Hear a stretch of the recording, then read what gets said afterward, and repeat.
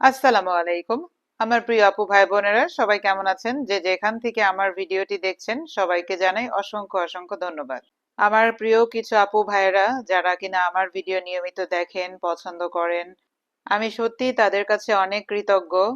কারণ আপনারা পছন্দ করেন বলেই কিন্তু আমি টুকটাক ভিডিও দেওয়ার চেষ্টা করছি। অনেক সময় অনেক মানুষের মুখ থেকে আমরা এই কথাটা খুব শুনি যে সতের কোনো ভাত নেই, সৎ থেকে আসলে কোনো লাভ নেই। অন্তত আমি কখনো এই কথা বলিনি, কোনোদিন বলবোও না। কারণ আমি জানি যে সততার মাঝে অন্যরকম একটা শান্তি, যে শান্তি অন্য কোনো কিছু দিয়েই পাওয়া সম্ভব নয়। নিজের কাছে ভালো থাকা মানেই অনেক শান্তি। সততা হচ্ছে একটা শক্তিশালী অস্ত্র, যা ব্যক্তি ও সমাজ উভয়কে উন্নত করতে পারে। বর্তমান সময়ে সৎ মানুষ খুঁজে পাওয়া একটু কঠিন ব্যাপার। আমরা সবাইকে আসলে বিশ্বাস করতে পারি না, এটার আসলে অনেক কারণ আছে। আমরা মেয়ে মানুষের মন আসলে অনেক নরম থাকে, খুব সহজেই মানুষকে বিশ্বাস করে ফেলে। তারপর মেয়ে মানুষ কষ্টও পায় বেশি। কোথাও চাকরি করতে গেলে সেখানে বসের কথা শুনতে হবে, বসের কথা অনুযায়ী কাজ না করলে প্রমোশন হবে না। তো অনেক রকম প্রবলেম ক্রিয়েট করবে। সেখানে দেখা যাবে যে ওই মেয়ের চাকরি করাটাই বড় দায়। এইরকম অবস্থার মধ্যেও কিন্তু অনেক মেয়েরা বিভিন্ন রকমের প্রবলেম ফেস করে, বিভিন্ন রকমের চিন্তা মাথায় রেখে তারপরও কিন্তু তারা নিজের সততাকে ঠিক রেখে চাকরি করছে, জীবনযাপন করছে। কিন্তু এর বাইরেও অল্প কিছু মেয়েরা আছে যারা কিনা নিজেকে খুব ভালো পজিশনে দেখার জন্য, টাকা পয়সা কামানোর জন্য, উপরে ওঠার জন্য নিজের সততাকে নষ্ট করে দিচ্ছে। মেয়েরা কোথায় গিয়ে কাজ করবে? মেয়েদের প্রত্যেকটা জায়গায় তো দেখেন কি পরিমাণ প্রবলেম ফেস করে কাজ করতে হয়। এই যে নারী ক্রিকেটার জাহানারা আলম, তার সাথে যে যৌন হয়রানি, তার সাথে যে সমস্ত ঝামেলাগুলো করা হয়েছে, মঞ্জুরুল ইসলামের তথ্যগুলো ফাঁস করে দেওয়ার পরপরই কিন্তু প্রত্যেকটা মেয়ে মুখ খুলেছে। এই ক্রিকেট অঙ্গনে আরো যেই সব মেয়েরা ছিল তারাও কিন্তু মানে আস্তে আস্তে এই তথ্যগুলো আরো বাজেভাবে কিন্তু তুলে ধরছে। ওদের কি পরিমাণ এখানে মানে ঝামেলা করতো চিন্তা করে দেখেন। এত বাজে বাজে প্রস্তাব তারা আসলে মেয়েদেরকে দিত, মানে যে মেয়েগুলো তাদের কথা শুনতো না তাদের ক্যারিয়ার শেষ, আর যারা মানে তাদের কথা শুনতো, যে মানে তাদের আবার কোনো সমস্যা হতো না। এত মানসিক যন্ত্রণা নিয়ে, এত কষ্ট নিয়ে কি টিকে থাকা যায়?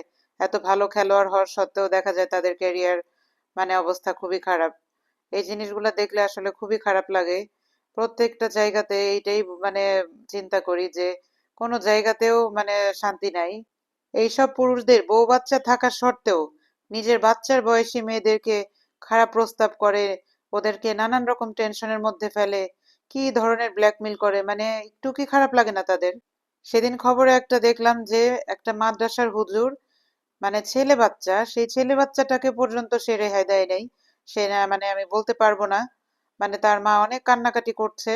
তারপর ওইটা দেখে আমার খুবই লাগলো যে আসলে মানে কি বলবো, এইরকম অবস্থা হয়ে গেছে চারপাশে। কিছু মানুষের মধ্যে আসলে মনুষ্যত্ব বোধ বলতে আসলে কি জিনিস এটা আসলে নাই। তারা চিন্তাও করে না যে তাদের মরে যেতে হবে, অথচ আবার এদিকে দেখাবে 5 ওয়াক্ত নামাজ পড়তেছে, মানে খুবই জ্ঞানের কথা, নীতির কথা, এত কিছু বলবে। এদের বিরুদ্ধে যদি কেউ প্রতিবাদ করে কোনো কথা বলে তাহলে বলবে যে নাস্তিক, এরা হচ্ছে জালেম, এরা হচ্ছে নষ্ট নারী, এরা হচ্ছে নষ্টা। নিজের বউকে রেখে বাইরে পরকীয়া করবে, নানান মেয়েদের সাথে সম্পর্ক করে বেড়াবে।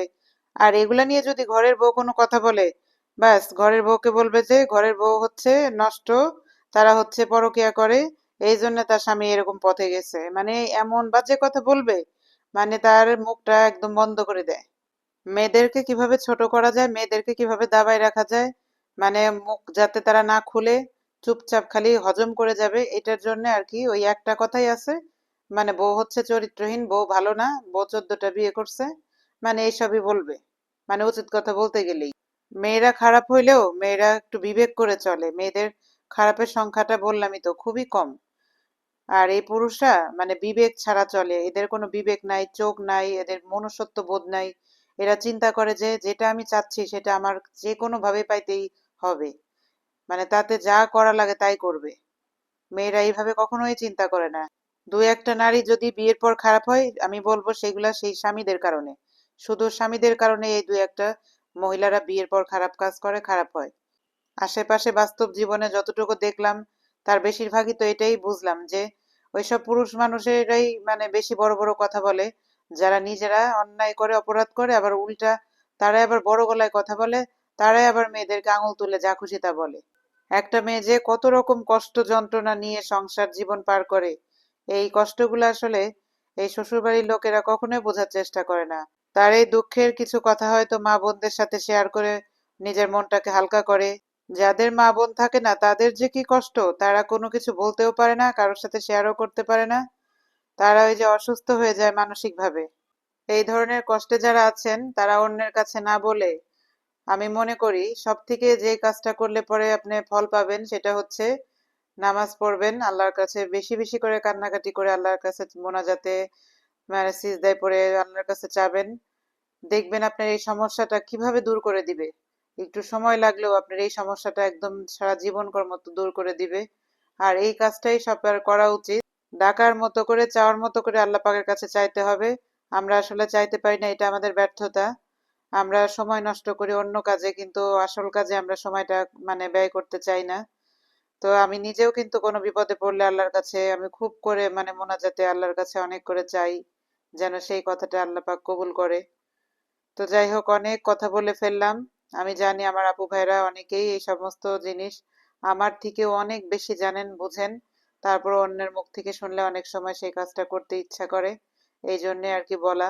কথা বলতে গেলে অনেক কিছু চলে আসে, আমার কথার মধ্যে যদি ভুল হয়ে থাকে কোনো কিছুতে সেটা আপনারা ক্ষমা সুন্দর দৃষ্টিতে দেখবেন। সবাই ভালো থাকবেন, সুস্থ থাকবেন আমার প্রিয় ভাই বোনেরা। আজ এই পর্যন্তই। আল্লাহ হাফেজ।